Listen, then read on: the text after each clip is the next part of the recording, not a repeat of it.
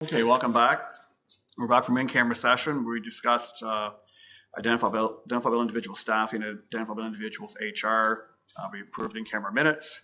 We discussed the Crown Police protocol and a dispatch MOU. As a result of that, we're going to add to new business item C, Crown Police protocol.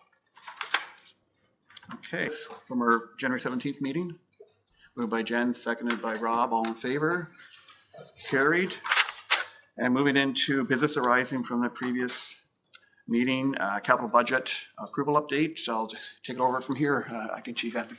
So as of last night, Town Council has approved the 2024 budget, which also includes the police budget.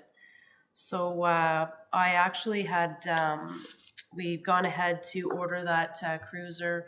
That is in the works for 2025. As I said before, we had originally priced a 2024 Ford Explorer, but they are granting us the same pricing for our 2025, which is a bonus for us. So we're in the works with that.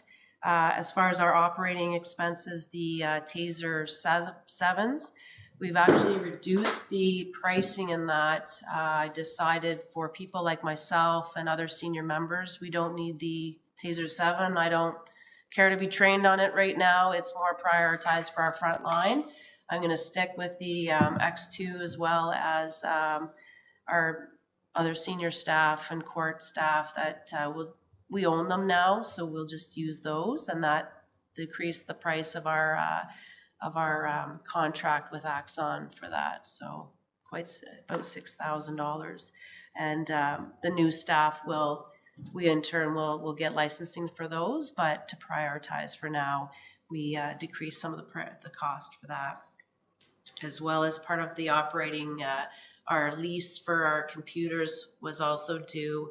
And with all the grant spending that I've been able to do with technology for laptops, I've been able to reduce the cost and pricing of our lease for the next 5 years. So that has been a significant change that I'll be able to show you more in the 2024 going forward. So that is the update for 2024 budget. Thank you. Questions? I think moving back to 2023. So 2023, I sent that to you last night, but I have noticed that in the operating budget for 2023 that we still have grant expenditures that are coming in that are still showing in our budget. So we're going to have a better updated final budget for 2023. We still think that we're going to be within about $100,000, but it's showing more of a variance right now, and that's because some of the grant expenditures aren't showing yet, but it will be on the next the finalized operating and capital budget for 2023, but still sure that it's going to be within budget by about $100,000. So thank you. And again, questions or comments? Oh, that's good. And then we have 2024 budget again on the agenda. Is that? No, that was that to do with the CAD and hex and optic upgrade, or was that just, that was all that I had for the 2024. Yeah, that's what I figured. Yeah. Okay. And D, grant updates? Grant updates. So we just got our year 2 NG 911 grant, and that was just over $328,000. So government provides you with this grant spending, and you've got to spend it by March. So we already had budgeted what we needed, and I went ahead and had our IT order a lot of the items that we're going to need. There's some installation that's coming tomorrow from Owen Sound, but we already had a good handle on what we needed. So we went ahead knowing that this grant we were probably going to be successful with this grant, and have done that.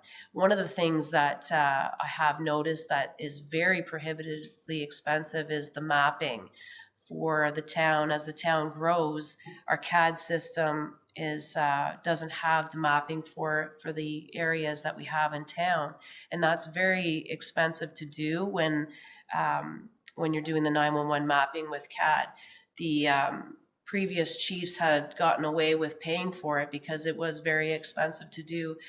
But I'm going to be able to add that in the NG 911 grant, is updating our mapping system. But going forward in the next, 5 or 10 years, how that's going to look. And because there is only so many options that you have with CAD and Hexagon, that the pricing is quite expensive. But I know that I can include that in the grant and having the mapping update done. Stuff like Ferrer that's not even showing to this day. Not even showing, yeah. All the Yeah. subdivision where Park View is, don't even show up. Really? Yeah, it is a very expensive is having mapping for your system. So the grant is going to be able to support that as well as all the other equipment that is needed. But we've already gone ahead to order all that, so we will have no problem spending it by March. Okay, super. You got any comments or questions? Okay. Sorry, just to update other grants, the CISO grant, I was successful in the investigative grant that I brought forward. We received just under $5,000 to support our CISO and CIB team and surveillance equipment, as well as our CISO grant funding was also approved, and we received $8,000, and that supports a vehicle to use for surveillance and CISO. And that is the update on our grants. Thank you. And then strategic plan. So here, I guess, it's important that we all have an opportunity to add input to the strategic plan, and it's under development now.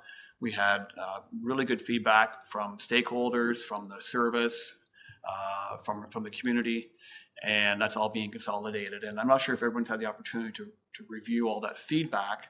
And I think it's probably too much of a broad discussion for us to have here. And I don't think it'd be fair to give you bombard you with feedback. I think it's important, though, that the board have an opportunity to review the information, review the progress, and then maybe circle back with input to everybody, and of course, including staff, so that it can be consolidated and included within the plan.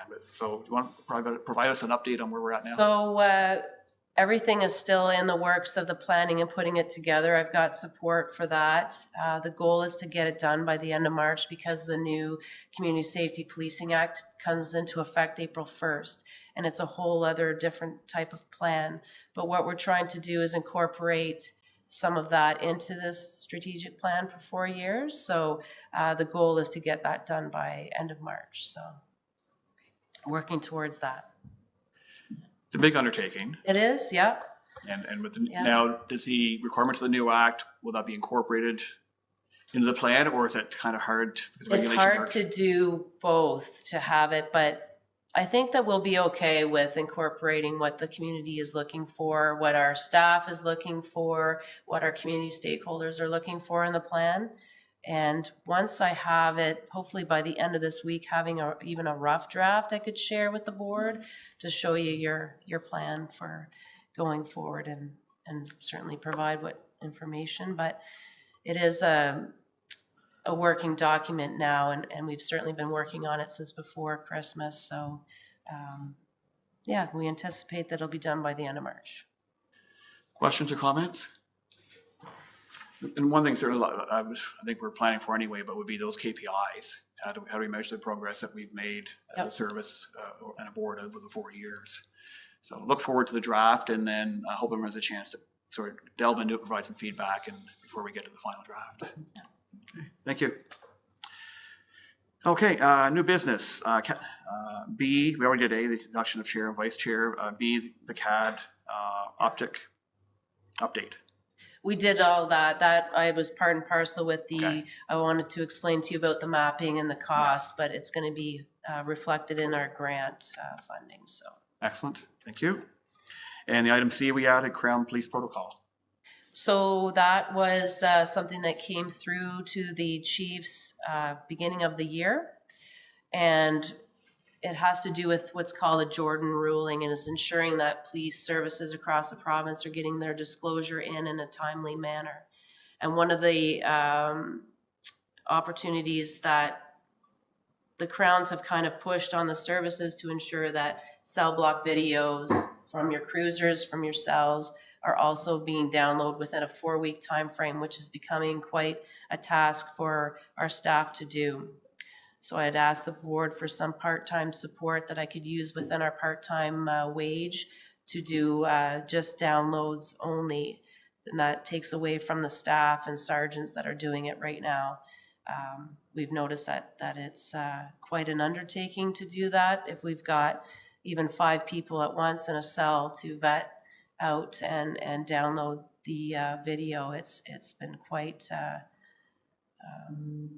an undertaking that we didn't foreshadow until across the province with COVID and the backlogs in court, that they want to push all the disclosure through in a timely manner. So we have to ensure that we are compliant with that. We don't want to lose any cases because of disclosure issues. So.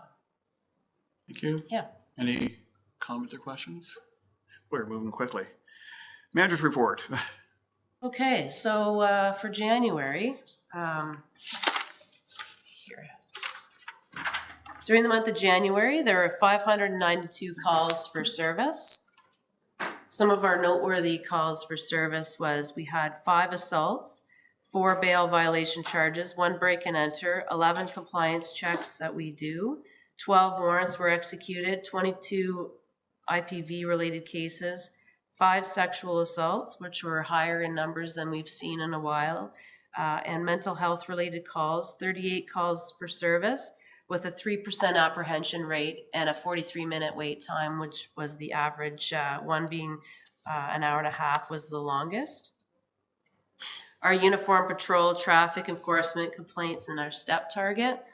We had 23 collisions, 22 complaints of traffic issues. Traffic enforcement, we had 58 stops. Highway traffic of Ontario, there was a total of 33 charges laid as a result, and 3 charges laid under the Compulsory Automobile Insurance Act. Our step target for traffic for January was related to handheld devices and distracted driving.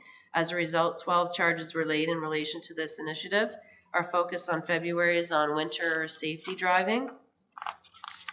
Our alcohol, drug, criminal-related traffic offenses, we had 8 operation while prohibited, which is a criminal code offense for people who are driving while prohibited under the criminal code.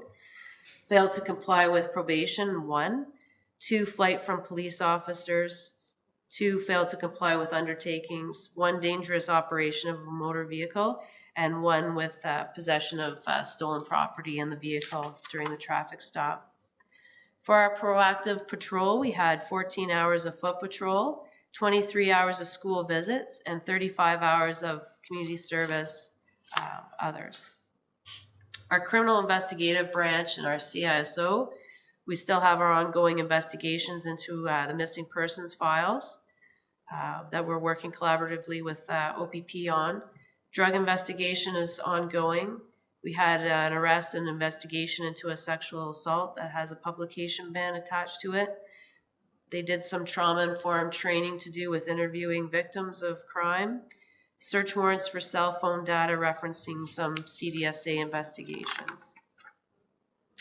Our community service officer is organizing our polar plunge, which is taking place on February 29th at 11 o'clock. So hopefully some of you will be able to make it. We have 2 Lanark County Situation Table meetings, 2 Filter 4 meetings. He did an MCERT quarterly meeting hosted by OPP at East Region, and 2 reintegration school meeting, a youth at risk meeting, and other meetings regarding our proceeds of crime grant and school presentations. So actually with our proceeds of crime grant, they've already gone ahead with Big Brothers and RNJ to commence their training to do with internet safety with DJ Chimo and St. Francis. So, excuse me. He also did some frontline support, attended Hanley Hall, served lunch at Rideau Health Services lunch as well. Sorry. He also went to WAC, Big Brothers, Big Sisters, donated some hamburgers and hot dogs. they're feeding in excess of 40 youths a day there. So we're trying to show up more and help out there. So just some of our highlights that we did, some tours for some people of our police station, the festive ride program that went on into January, and our POC grant in partnership with Big Brothers and R&J, and we're really happy with that partnership and the funding for that. And then other events, we had courses for members. We had the Incident Command 200 and CIT course as well, getting everybody ready and to getting ready for this new act that's coming. And that is the manager's report for January. Yes, Chris? What's the CI and CIT again? Oh, it's Sorry. a criminal investigative technique course. Oh. So officers who are going into other courses have to have this course as a prerequisite to take other courses. So when they're first class constable, we get them trained on that. So. There's the odd acronym used, I think. Yep. So we're into our Health IM reports for the year 2023. We had 446 calls altogether for the year, mental health related reports, with 7% of an overall of apprehension rate and a 1 hour, 13-minute average, which is fairly decent to have that.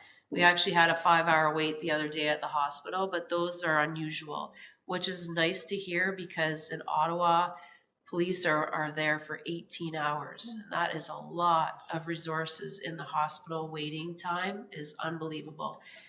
That for us to do that here, so it's actually very helpful to have that wait time not be like it is in Ottawa or other jurisdictions. We have, so in comparison, we are fairly steady with the two Health IM reports from 2022 to 2023, similar in our stats. Our quarterly report, the business plan one. Mm-hmm. The next one there, yeah, sorry. So for the first, for 2023, we had a total of 8,091 calls for service, and that was the whole year of 2023. So in comparison, we're up and down depending on the months.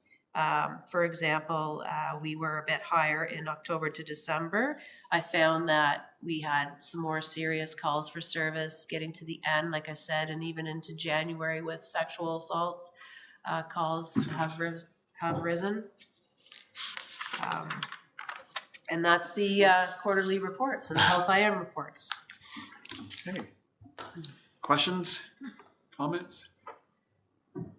Again, from my observation of being here for a while, just the results of Health IM are profound. Like over the last number of years, the apprehension rates, wait times at hospital. Yeah. So it's just been a great tool. We have great staff too. We have social workers, we have nurses, and they're great people. And we have a really good relationship with them, but they struggle too because of funding. If it's only a year, that's the hard part. They have a high turnover because they can't keep staff. They'll take jobs that are obviously a little bit more secure for them, but they have great experience and we don't want to lose what we have. So I assume we have great cooperation at the hospital as well. we do. Yeah. They have actually a mental health worker that works out of the hospital. The problem sometimes is the after hours when it's up to officers in the middle of the night is where we see some of the issues. But maybe someday when the funding allows it, you could have the 24/7. But for right now, it's we have a great partnership and we absolutely don't want to lose that. So, and it's great for the community to not have the officer. Yep. Chris?